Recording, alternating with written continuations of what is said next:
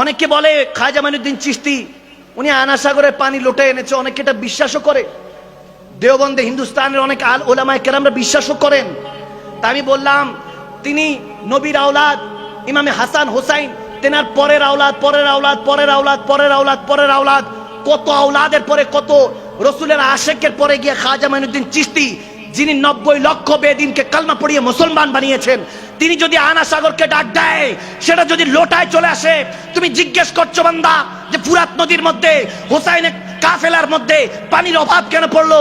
আমি বলি না না, ওই দিন পিপাসিত হোসাইন ছিলেন না, ওই দিন পিপাসিত কারবালার ময়দান ছিলেন, ফুরাত নদী ছিলেন, ঠিক না? আজমাতে হাসান হোসেন কি বুঝো তুমি? তুমি কি বুঝবা?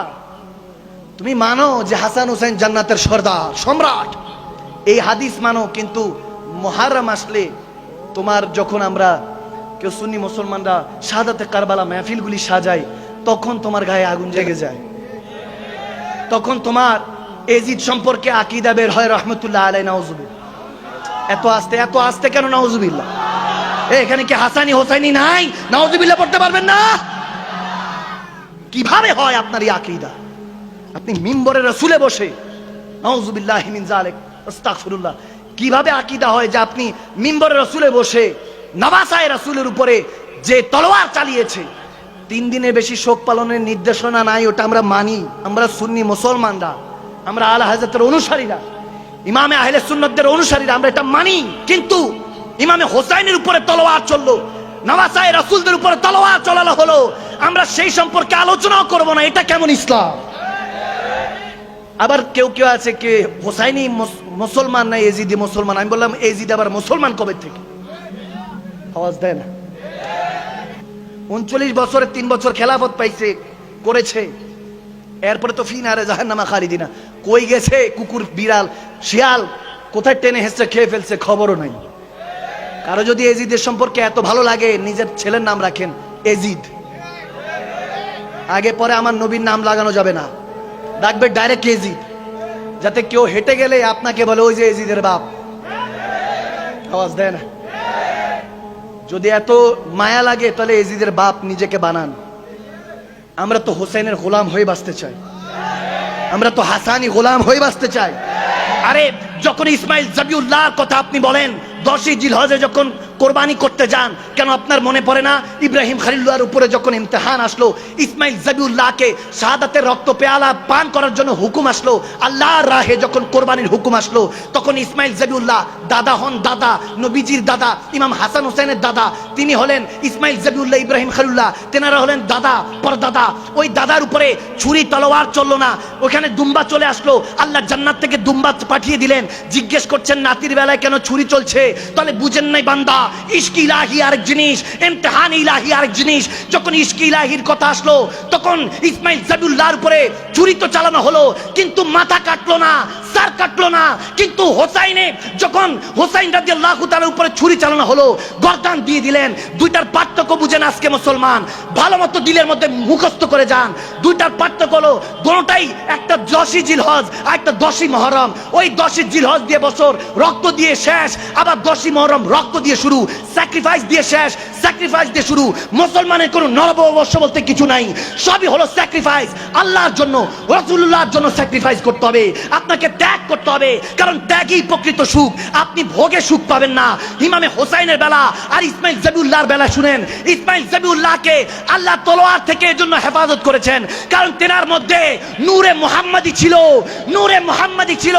আর ইমামে হোসাইনের বেলায় তলোয়ার চালিয়ে দিয়েছেন, কারণ তেনার দ্বারা দ্বীনে মুহাম্মাদি জিন্দা রাখতে চেয়েছেন।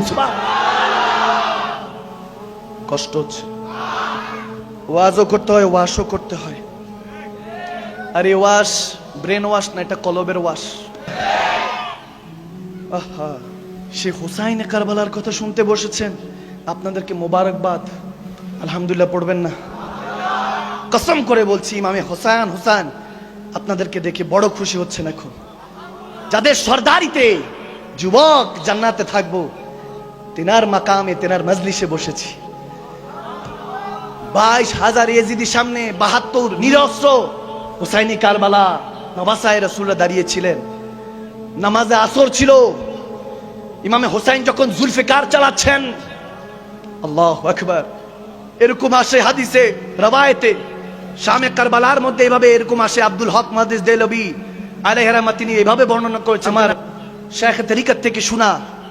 তিনি বলেছেন, যখন ইমাম হোসাইনে কারবালা ওই তলোয়ার যখন চালাচ্ছেন, এজিদি হাজার হাজার শেষ। আপনারা তো বলতে পারবেন না, ইমামে হাসান রাদিয়াল্লাহু তাআলা আলাইহিস সালাম তিনি তো পর্দা করেছেন, ওনাকে জেহের পান করিয়ে দিয়েছেন। এরপরে মওলা আলী মুশকিল কোশা কারামাল্লাহুল ওয়াজহিল করিম, তেনার আওলাদ টোটাল সন্তান শাহজাদা ছিল 7 জন। ওলামায়ে কেরামরা বসে, ওনারা জানেন, আপনারা অনেকে জানেন না। এই বিষয় নিয়ে তো আমরা মুখই খুলতে চাই না, আলোচনাই করতে চাই না। আমরা এখন এরকম অবস্থা হয়েছে, আহলে বায়তের শান বললে প্রথমেই একটা সিলমোহর নিয়ে দাঁড়ায় থাকে শিয়া। নাউজুবিল্লাহ পড়বেন না? আমি বললাম হাসান হোসেন আমাদের, তেনাদের নাম মোবারক নিলে কিসের শিয়া? আর যদি শিয়া বানাতে হয় তাহলে আমি আসমান 7 জমিন উপরে আমি মাকদুম সালমাদানি বলছি, যদি হাসান হোসেনকে ভালোবাসতে গিয়ে আমি শিয়া তমত খাই, আমি সবচেয়ে বড় শিয়া। কিসের বলে, কিসের সাথে কিসের তুলনা করে? ইমাম শাফি রাহমাতুল্লাহ আলাইহি, ইমাম আবু হানিফা, ইমাম আজম আহলে বায়াতের প্রেমিক ছিলেন। লাশ মোবারক উঠেছে জেলখানা থেকে, ইমাম শাফিকে জোর করা হয়েছে যে আপনি এজিদের প্রশংসা করেন। তিনি বলেছে কখনো না, মৃত্যু এসে গেল আমি এজিদের প্রশংসা করব না। লানাতুল্লাহ আলাল কাযিবিন, সে হলো তার উপর আল্লাহর গজব পড়ুক, লানাত পড়ুক। এই কথা বলেছেন ইমাম শাফি। শাহাদাতের জাম পায়রা চাবুক মারা হয়েছে তেনাকে। সুবহানাল্লাহ বলে না? ইমামে হাসান হুসাইনের শান বলার কারণে উনি চাবুক খেয়েছেন ইমাম শাফি। ওনার লাশ বের হয়েছে, তিনি বলেছেন 7 আসমান 7 জমিন উপরে আমার হাসান হুসাইনের নাম, পাক পঞ্জতনের নাম মুবারক, আহলে বায়াতের নাম মুবারক নেওয়ার কারণে যদি আমাকে রাফিজি ডাকা হয়, শিয়া ডাকা হয়, তাহলে 7 আসমান 7 জমিন সাক্ষী রাখো, আল্লাহকে সাক্ষী রাখলাম, আমার নবীকে সাক্ষী রাখলাম, আমি সবচেয়ে বড় শিয়া এবং রাফিজি। সুবহানাল্লাহ। এভাবে ইশক জাহির করতে হয়। ইশক পেয়ালা চাখা নেই, সুফি বানা তো ক্যা হুয়া। ইশক পেয়ালা চাখা নেই, এখনো ইশকের শরবত পান করেন নাই, যতই দরবেশগিরি দেখান কোনো লাভ নেই। আল্লাহ রাসূলের প্রেমের শরবত পান করতে হবে, তখন গিয়ে এইসব কথা বুঝে আসবে। ইমামে হুসাইনে কারবালা তলোয়ার দিয়ে হাজারো এজিদিকে যখন জাহান্নামে পাঠিয়ে দিলেন, ওই দিন এই তলোয়ার কেউ নামাতে পারতো না। খোদার কসম করে বলছি, ইমামে হুসাইন আর শের খোদা আলীর শের, রসুল আরবি সিংহ ইমামে হুসাইনে কারবালা, তেনাকে আটকাবে এরকম ক্ষমতা কার আছে? কারণেই আপনি তাহলে জানেনই না।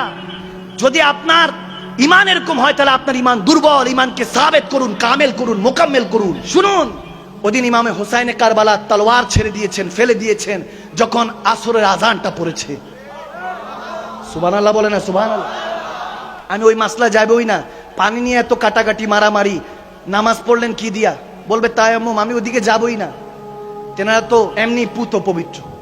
আমার হাসান হোসেন কি পুত পবিত্র? তেরে নসলে পাক মে হে बच्चा बच्चा नूर का, तू है आईने नूर, तेरा सब घराना नूर का। सुभान अल्लाह बोलो। इश्के मोहब्बत आला हजरत बोले গিয়েছেন আমার। তো তখন এরকম অবস্থা হয়েছে যে নামাজের জন্য প্রস্তুতি নিয়েছেন ইমামে হুসাইনে কারবালা। তিনি ইমাম হুসাইন কিছু জনকে পাঠালেন যে যাও সীমারের সাথে কথা বলো, আমরা নামাজের পর দরকার পড়লে যুদ্ধ করব। যদিও নিরস্ত্র, তেনারা তো মেহমান হয়ে গিয়েছেন, নিরস্ত্র, তেনাদের উপর তলোয়ার চালানো হলো।